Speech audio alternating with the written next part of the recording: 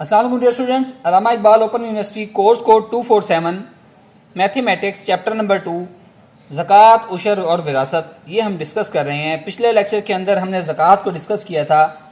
आज हम उशर के हवाले से बात करेंगे। देखिए, अल्लाह ताला ने हमें ज़मीन दी हुई है, इसके अंदर उसके ऊपर हम काश्तकारी करते हैं, तो इस काश्तकारी के ऊपर हमारे पास फसल पैदा होती है। अब यहाँ पर फसल की दो इकसाम होती हैं। देखिए, एक ज़मीनें ऐसी होती हैं जिन पर कुदरती ज़राए से ज़मीन काश्त की गई होती है।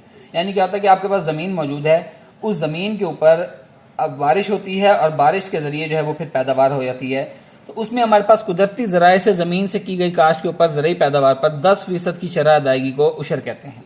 यानी कि आपके पास एक ज़मीन पड़ी थी, उसके ऊपर बारिश हुई और बारिशों से जब आपके पास वो पैदावार पैदा हुई तो उसके ऊपर आपने 10% की शरह अदायगी को देते हैं अल्लाह की राह के अंदर, तो उसको हम उशर कहते हैं। जबकि अगर मसनूई ज़राए से काश्त की गई रकम हो तो ज़रूरी पैदावार पर उशर की अदायगी जो है वो 5% होती है। यानी कि क्या है कि ज़मीन आपकी है, आपने पानी लगाया है और उसको खुद अपने जोत के लगाया है, तो फिर उस पर हमारे पास उशर की अदायगी जो है वो कितनी हो जाएगी, वो 5% पर चली जाएगी। ठीक है। मसनूई ज़राए से मुराद ये होती है कि नहरें और ट्यूबवेल वगैरह इनके ज़रिए जो काश्त की गई वो होती हैं फसलें, उनके ऊपर हमें 5% जो है वो उशर देना होता है। ठीक है डियर स्टूडेंट्स, तो ये आ गया। अब हम आते हैं इसकी मिसाल नंबर 1 की तरफ मूव करते हैं। कहते हैं मिसाल नंबर 1 कहता है कि कुदरती ज़राए से गंदम की फसल की पैदावार 40,000 किलोग्राम हो तो उशर की रकम मालूम करें, जबकि गंदम की कीमत 950 रुपये फ़ी 40 किलोग्राम है हमारे पास।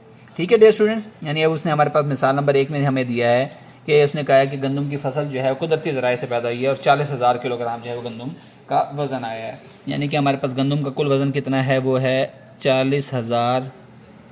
आपको पता है किलोग्राम को हम केजी भी लिख सकते हैं। ठीक है, तो हमने 1 किलोग्राम को केजी लिख दिया। अब उसने कहा कि 40 किलोग्राम यानी कि 1 मन गंदम की कीमत, आपको पता है कि 40 केजी जो है 1 मन के बराबर होता है, तो उसकी कीमत उसने दी है 950 रुपये। तो यहाँ से 1 किलो गंदम की कीमत क्या निकलेगी, वो निकलेगी 950 बटा 40। 950 बटा 40 निकल आई। तो अब हमारे पास 40,000 किलोग्राम गंदम की कीमत हमने निकालनी है। तो हम क्या करेंगे, इस 40,000 को 950 बटा 40 से ज़रब दे देंगे। ठीक हो गया डियर स्टूडेंट, आपको दोबारा स्टेप को समझ लें। कहता है 40 किलोग्राम गंदम की कीमत है 950 रुपये। अगर यहाँ से 1 किलो की कीमत निकालनी है तो 40 से जाकर तकसीम हो गया। अब हमने क्या करना है, 1 किलो गंदम की कीमत आ गई हमारे पास 950 बटा 40, तो 40,000 किलो की निकालनी है, तो हमने इसको 40,000 से दोनों तरफ ज़बर दे दिया, यानी यहाँ भी 40,000 कर दिया, यहाँ भी 40,000 कर दिया। तो इसको हमारे पास जब हम इसको सिंपलीफाई करेंगे तो हमारे पास इसका आंसर आएगा 9,50,000 रुपये जो है वो गंदम की टोटल कीमत आ गई। अब हमने निकालना है उशर। उशर की शरह उसने हमें दी हुई थी, वो कितनी दी हुई थी, वो है हमारे पास, क्योंकि कुदरती ज़राए है, कुदरती ज़राए पे हमें पता है कि उशर की शरह जो है वो कितनी होती है, 10% होती है। ठीक है, तो मैंने इसको क्या किया, 9,50,000 ज़रबे 10% कर दिया। इसको हम मज़ीद कर सकते हैं ऐसे, 9,50,000 ज़रबे 10 बटा 100। जब आपको पता है परसेंटेज के साइन को ख़त्म करते हो तो हमारे पास क्या होता है, 1 0 से 1 0 कट गया, 1 0 से 1 0 कट गया, तो ये हमारे पास उशर की रकम इसमें से आ गई कितनी, 95,000 रुपये जो है वो हमने उशर की रकम जो है इसमें से अदा करनी है। ठीक हो गया डियर स्टूडेंट्स, चलें अब हम इसके नेक्स्ट क्वेश्चन पर आते हैं। पहले हमने क्वेश्चन किया कुदरती ज़राए वाला, अब जो दूसरा इसकी मिसाल आ रही है, मिसाल नंबर 2, उसमें हमारे पास मसनूई ज़राए हैं। कहता है चावल मसनूई ज़राए से पैदा की गई 3,000 किलो चावल की फसल पर उशर निकालें, जबकि 40 किलो चावल की कीमत 2,000 रुपये। सिमिलर उसी टाइप का क्वेश्चन है जो अभी हम ऊपर करके आए हैं कि टोटल हमारे पास पैदावार आ रही है 3,000 केजी। 40 किलो चावल की कीमत कितनी है, उसने दी हुई 2,000 रुपये। 1 किलो की कितनी आ जाएगी, 2,000 तकसीम 40। ठीक है, जैसे अभी हमने निकाला है। तो अगर आप इसको सिंपलीफाई भी करना चाहें तो आसानी से कर सकते हैं। 0 से 0 गया, 4 पंजे 20 और ये 0, तो 50 ऐसा आ गया। 1 किलो चावल की कीमत 50 रुपये आ गई। तो अगर हम 3,000 किलो चावल की कीमत निकालें तो 50 ज़रबे 3,000, तो ये हमारे पास टोटल कितना बनेगा, 1,50,000 रुपये इसकी टोटल चावल की कीमत आ गई। अब उशर है हमारे पास मसनूई ज़राए पर, उशर कितना निकलेगा, 5%। तो 1,50,000 ज़रबे 5%, इसको मैं लिख सकता हूँ 1,50,000 ज़रबे 5 बटा 100। 0 से 0 0 से 0 कैंसिल, तो ये आपके पास क्या बच गया, 1500 ज़रबे 5, 15 पंजे कितना होता है 7500 रुपये इसका उशर बनेगा। ठीक हो गया डियर स्टूडेंट्स, ये हमारे पास इसका जो है बन जाएगा उशर 7500 रुपये आ गया। ठीक हो गया। चल अब हम नेक्स्ट क्वेश्चन की तरफ मूव करते हैं। नेक्स्ट क्वेश्चन हमारे पास है विरासत तरका। जब एक शख्स वफात पा जाए तो उसके छोड़े हुए असासे को विरसा या तरका कहते हैं। यानी जब एक शख्स फौत हो जाए तो जो रकम या जो ज़मीन या जो जायदाद वो छोड़कर मरेगा उसको विरसा कहते हैं या तरका कहते हैं, जिसको कानूनी वारसों में तकसीम किया जाता है। जायदाद में कानूनी वारसों के हिस्सों की निस्बत किस तरह होती है? वो कहता है इस्लाम में कुल 12 रिश्ते हैं जो कि कानूनी वारिस हैं। यानी कोई शख्स मरता है तो उसके 12 हिस्से बनते हैं जो कि उसके कानूनी वारिस होते हैं। उन्हीं कानूनी वारसों के अंदर जो है वो सारी रकम जो है वो तकसीम होती है। अब हम उनको डिस्कस करेंगे। उनमें से 10 हिस्सों को हम डिस्कस करेंगे कि अगर खावंद फौत हो जाए तो बीवी बेवा का हिस्सा औलाद या वालिद से रिश्ते में किसी और औलाद की अदम की मौजूदगी में वो कितना आएगा? वो आएगा 1/4 होगा। ठीक है, 1/4 होगा। यानी कि एक खातून है, उसकी औलाद नहीं है, या उस जो मर्द फौत हुआ है और उसकी ना इससे औलाद है ना किसी और से औलाद है, तो फिर बेवा को मिलेगा 1/4 हिस्सा। दूसरी बात कहता है औलाद या वालिद से रिश्ते में से किसी और की मौजूदगी में बेवा और बेवा का हिस्सा। यानी कि अगर वालिद की औलाद मौजूद है, उसी से मौजूद है या किसी और से मौजूद है, तो फिर हमारे पास बेवा का हिस्सा होगा 1/8। ठीक हो गया।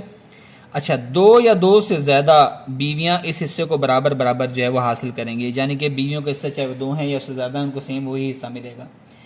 चौथी बात कहता है कि एक बेटे को 2 बेटियों के बराबर हिस्सा मिलेगा। यानी भाई को बहन के हिस्से का दुगना मिलेगा। यानी कि अगर 2 बहनें हैं और एक भाई है तो भाई को 2 हिस्से मिलेंगे, बहनों को 1-1 हिस्सा मिलेगा। ठीक है, यानी कि कुल रकम के हम 4 हिस्से बनाएंगे। 2 हिस्से भाई को जाएंगे और 1-1 हिस्सा जो है वो बहनों को जाएगा। पोते को पोती से दुगना हिस्सा मिलेगा। ये 5वां इसका पॉइंट है। वो कहता है अगर 2 या 2 से ज़्यादा बेटियां हों तो उनको 2/3 हिस्सा जो है वो मिलेगा। अगर बेटी एक ही है या बाप में रिश्ते में से कोई और एक पोती है तो उसका मुख्तस हिस्सा जो है वो 1/2 होगा। ठीक हो गया डियर स्टूडेंट्स। अच्छा, अगर 2 या 2 से ज़्यादा बेटियां होंगी तो 2/3 हिस्सा उसको मिलेगा। 8वां पॉइंट है कि 2 या 2 से ज़्यादा बेटियां हों तो पोती और नवासी का हिस्सा नहीं होगा। यानी कि अगर बेटियां जो है वो 2 से ज़्यादा हों तो पोती और नवासी का हिस्सा जो है वो ख़त्म हो जाएगा। 9वीं बात है कि अगर एक बेटी हो तो और बाप से रिश्ते में एक पोती और नवासी हो तो बेटी का हिस्सा 1/2 होगा और बाप से रिश्ते में पोती नवासी का बकिया 1/6 हिस्सा होगा, जो कि मीज़ान जो है वो 2/3 ही बनेगा। कहता अगर बीवी वफात पा जाए तो खावंद को विरसे का 1/2 हिस्सा जो है वो मिलेगा। ठीक है, ये पॉइंट्स आपके सामने हो गए क्लियर। अच्छा, मेरे ख्याल से यहाँ से मिस हैं, हम इसको दोबारा कर लेते हैं कि 5वां पॉइंट पे आते हैं कि पोते को पोती से दुगना हिस्सा मिलेगा। अगर 2 या 2 से ज़्यादा बेटियां हो तो 2/3 हिस्सा मिलेगा। अगर बेटी एक ही है या बाप में रिश्ते से कोई और एक पोती है तो मुख्तस हिस्सा 1/2 होगा। 2 या 2 से ज़्यादा बेटियां हों तो पोती और नवासी को हिस्सा नहीं मिलेगा। ये ऑब्जेक्टिव पॉइंट ऑफ व्यू से बड़े अच्छे क्वेश्चन है।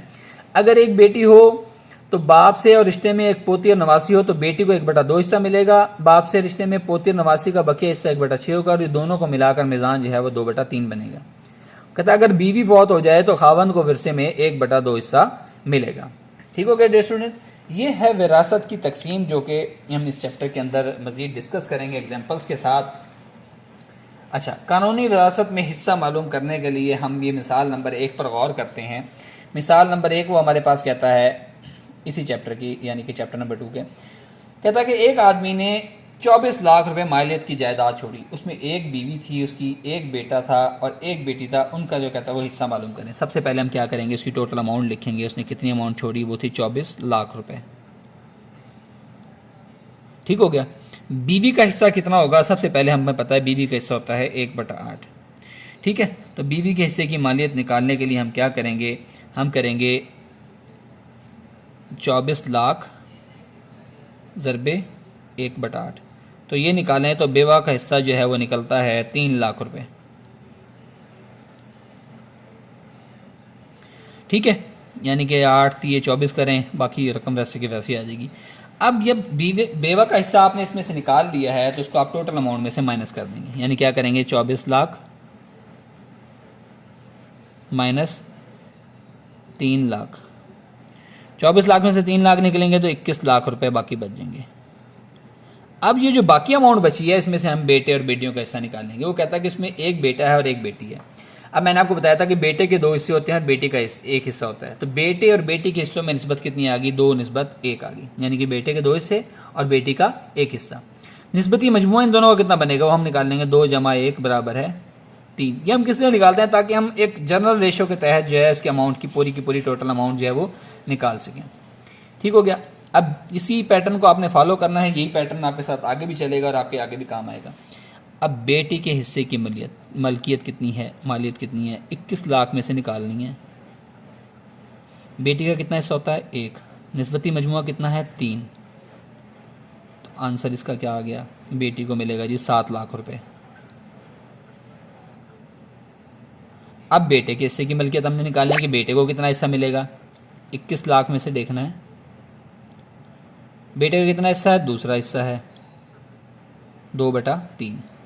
जब 2/3 को सॉल्व करेंगे तो ये हमारे पास आएगा 14 लाख रुपए। तो यानी कि बेटे को 14 लाख, बेटी को 7 लाख और बेवा को जो है वो 3 लाख रुपए इसमें से हिस्सा मिलेगा। ठीक हो गया जो स्टूडेंट्स, आई थिंक आपको समझ आ गया होगा। चलिए अब मिसाल नंबर हम जाते हैं 2 की तरफ। कहते हैं एक शख्स ने एक जायदाद छोड़ी है 30 लाख रुपए की, अगर उसके यहाँ कोई बच्चा ना हो तो उसका बीवी का हिस्सा मालूम करें। बिल्कुल ही सादा सा क्वेश्चन है आपके पास। मिसाल नंबर 2 जो है, जायदाद की कुल मालियत उसने में दे दी है कितनी, 30 लाख रुपए। बीवी का हिस्सा जब आपको पता है कि जब कोई औलाद ना हो तो 1/4 जो है वो बीवी का हिस्सा होता है। अब बीवी के हिस्से की हमने मलकियत मालूम करनी है, वो 30 लाख ज़रबे 1/4, तो ये हमारे पास आ जाएगा 7,50,000 रुपए जो है वो बीवी का हिस्सा आ जाएगा। बड़े बिल्कुल ही आसान सा क्वेश्चन था। आई होप कि आपको समझ भी आया होगा और आपको इंटरेस्टिंग भी लगा होगा। इस तरह आप किसी के भी हिस्से निकाल सकते हैं। चलें अब हम आते हैं इसी चैप्टर की एग्जाम्पल नंबर 3 की तरफ आते हैं। कहता है एक शख्स जायदाद छोड़कर फौत हुआ जबकि जायदाद की मालिक थी 3,30,000 रुपये। अगर उसने अपने पीछे 3 बेटियां छोड़ी हुई तो हर एक बेटी का हिस्सा मालूम करे। बिल्कुल ही आसान सा क्वेश्चन है। देखें जायदाद की कुल मालियत सबसे पहले आप लिख लें कितनी है, 3,30,000 रुपये। ओके, तीनों बेटियों का हिस्सा मैंने आपको बताया था। एक बेटी का हिस्सा कितना होता है, और अगर 3 बेटियां हों या 2 से ज़्यादा बेटियां हों तो वो होता है 2/3 हिस्सा, 2/3 हिस्सा। तो तीनों बेटियों के हिस्से की मालियत कितनी आ जाएगी, वो आ जाएगी 3,30,000 को आप 2/3 से ज़रब दे देंगे तो ये हमारे पास टोटल अमाउंट आ जाएगी 2,20,000 रुपये। ठीक है, तो हर एक बेटी के हिस्से की मालियत, अब ये हमने टोटल में से सारी बेटियों का हिस्सा निकाल लिया, वो आया है 2,20,000 रुपये। हर एक बेटी के हिस्से की मालियत हमने मालूम करनी है, वो कितनी होती है 2,20,000 ज़रबे 1/3 हिस्सा। ठीक हो गया, क्योंकि 3 बेटियां ना, एक हिस्सा उनका मिलाएं तो आपके पास उसकी टोटल अमाउंट निकलेगी, वो निकल आएगी 73,333.33 रुपये। ये एक जो है वो बेटी का हिस्सा आ गया है। ठीक है, कि हर एक बेटी का हिस्सा आ गया है। चलें अब हम मूव करते हैं एग्जाम्पल नंबर 4 की तरफ। बड़े ही इंटरेस्टिंग क्वेश्चन हैं, अगर आप इनको देखेंगे समझेंगे तो आपको बहुत ही मज़े के क्वेश्चन लगेंगे। तो एग्जाम्पल नंबर 4 में कहता है कि अगर एक शख्स ने अपने पीछे एक बेवा, एक बेटा और 2 बेटियां छोड़ी हों तो उनमें से हर एक के जायदाद का हिस्सा मालूम करें, जबकि उसकी कुल मालियत थी 48 लाख रुपए जायदाद की मालियत थी। सबसे पहले हम क्या करेंगे, 48 लाख रुपए टोटल मालियत लिख लेंगे, हमारे पास कितनी रकम मौजूद थी। फिर मैंने आपको बताया था बेवा का हिस्सा होता है 1/8। अब हम क्या करते हैं, सबसे पहले 48 लाख में से 1/8 हिस्सा निकाल देते हैं, क्योंकि बेवा का हिस्सा हमने पहले निकालना होता है। वो आ गया 8 × 8 8 × 48, 6 लाख रुपए बेवा का हिस्सा आ गया, 6 लाख रुपए बेवा का हिस्सा। अब बाकी मालियत कितनी है, 48 लाख में से आपने 6 लाख माइनस कर देने हैं, तो ये आपके पास आ गया 42 लाख रुपए आ गए। ठीक है, अब 42 लाख रुपए में से आपने लड़के और लड़कियों का हिस्सा मालूम करना है। एक बेटा है और 2 बेटियां हैं। अब आपको पता है कि बेटे को मिलते हैं 2 हिस्से, बेटी को मिलता है 1 हिस्सा। बेटियां कितनी हैं, 2, तो यहाँ 2 हिस्से डाल दें। 3 होंगे तो 3 हो जाएंगे, 2 बेटे होंगे तो 2 हो जाएंगे। अब इनका नस्बती मजमुआ क्या है, इन तीनों को जमा कर लें, 2 + 1 + 1 4 आ गया। ठीक हो गया। अब बेटे के हिस्से की मालियत कितनी है, आपके पास टोटल अमाउंट है 42 लाख रुपए। बेटे का हिस्सा कितना होता है 2, निस्बती मजमुआ कितना है 4। ठीक हो गया। तो इसको जब हम सॉल्व करेंगे तो हमारे पास बेटे का हिस्सा आ गया जी 21 लाख रुपए। ठीक हो गया। अब इसी तरह हम इसमें से बेटी का हिस्सा निकाल लेंगे। कुल रकम कितनी है 42 लाख। बेटी का हिस्सा कितना आता है 1 बटा टोटल निस्बती मजमुआ कितना है 4, तो वो हमारे पास आ गया 10,50,000 रुपये जो है वो हर एक बेटी का हिस्सा आ गया। तो डियर स्टूडेंट्स, आई होप कि आपको ये समझ आया होगा। इंशाल्लाह नेक्स्ट चैप्टर में हम मज़ीद क्वेश्चन के साथ हाजिर होंगे, जो कि एक्सरसाइज नंबर 1 2.1 होगी हमारी। अस्सलाम वालेकुम, अल्लाह हाफ़िज़।